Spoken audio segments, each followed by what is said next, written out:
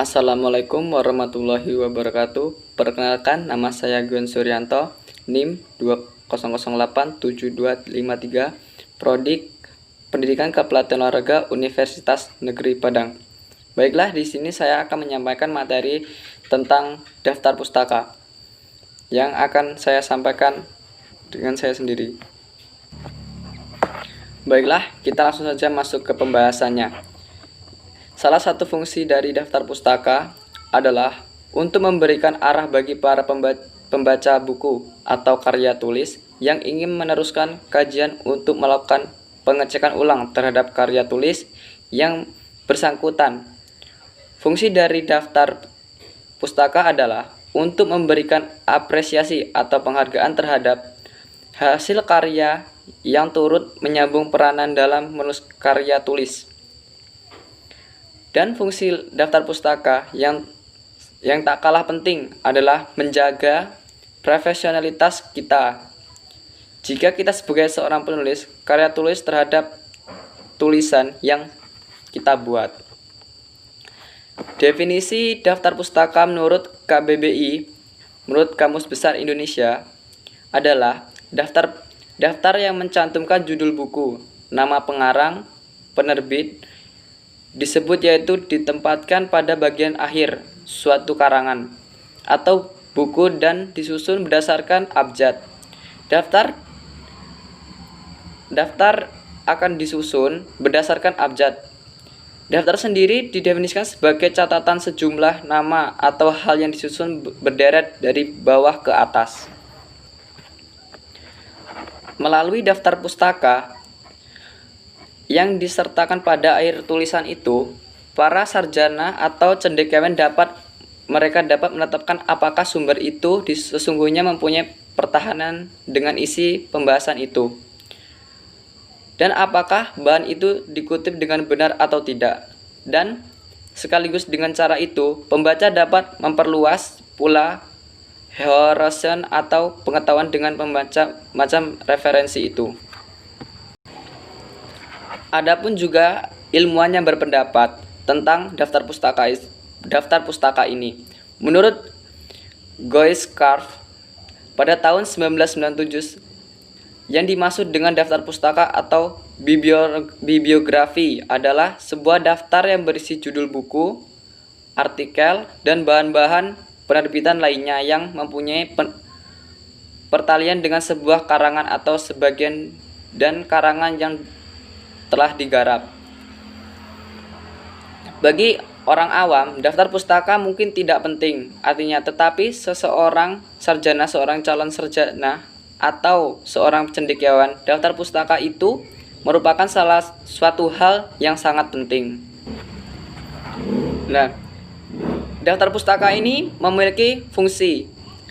Ada beberapa fungsi dari daftar pustaka.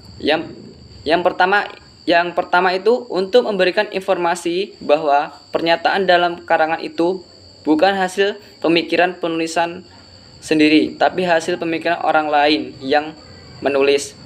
Dan yang kedua, untuk memberikan arah bagi para pembaca buku atau karya tulis yang ingin meneruskan kajian atau untuk melakukan pengecekan ulang terhadap sumber aslinya. Dan yang ketiga, untuk memberikan apresiasi atau penghargaan terhadap penulis buku atau karya tulis yang dirujuk terhadap hasil karyanya yang turut menyambung peranan dalam penulisan karya tulis atau karya tulis. Dan yang keempat, menjaga profesionalitas kita. Jika kita sebagai seorang penulis, karya tulis terhadap tulisan yang kita buat. Dan yang terakhir yaitu untuk melihat kebenaran bahan yang dikutip. Baiklah, kita masuk ke materi yang selanjutnya, yaitu cara menulis daftar pustaka. Ada beberapa cara untuk menulis daftar pustaka. Yang pertama, menulis daftar pustaka dalam pengambilan data dari internet. Pertama, tulis nama. Yang kedua, tulis tahun buku atau tulis yang dibuat dalam tanda kurung. Setelah itu diberi tanda titik. Yang ketiga, tulis judul buku. Tulisannya lalu diberi tanda titik lagi. Dan yang keempat, tulis alamat websitenya menggunakan kata forum untuk awal judul web. Setelah itu, berikan tanda koma.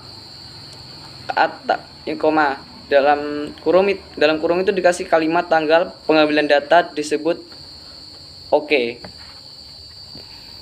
Kemudian yang kedua itu penulisan daftar pustaka dalam pengambilan data dari buku.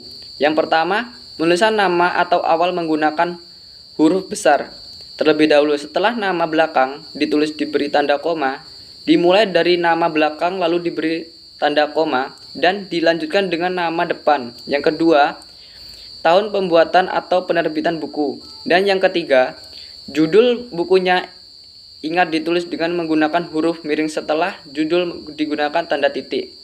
Keempat, diterbitkannya setelah tempat penerbitan gunakan tanda titik 2 atau tanda titik. Yang kelima, penerbit buku tersebut diakhiri dengan tanda titik.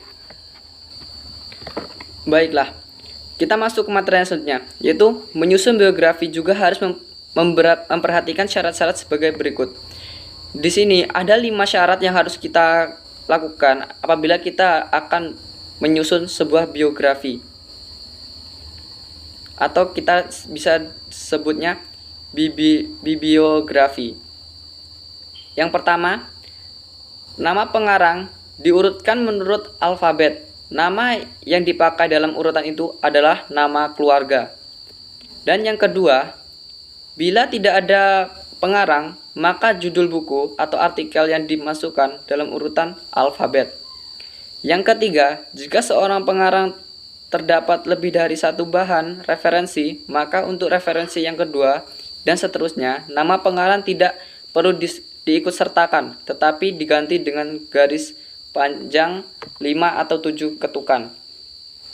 Dan yang selanjutnya, jarak antara baris dan baris untuk suatu referensi adalah 1 spasi, tetapi jika jarak antara pokok dengan pokok lainnya adalah 2 spasi. Dan yang terakhir, baris pertama dimulai dari margin kiri, baris kedua dan seterusnya dari tiap pokok harus dimasukkan ke dalam sebanyak 3 atau 4 ketikan. Oke lah, baiklah, itu saja yang bisa saya sampaikan. Bila ada salah dan janggalan, saya mohon maaf sebesar-besarnya. Saya tutup dengan wabillahi taufik wal hidayah. Wassalamualaikum warahmatullahi wabarakatuh.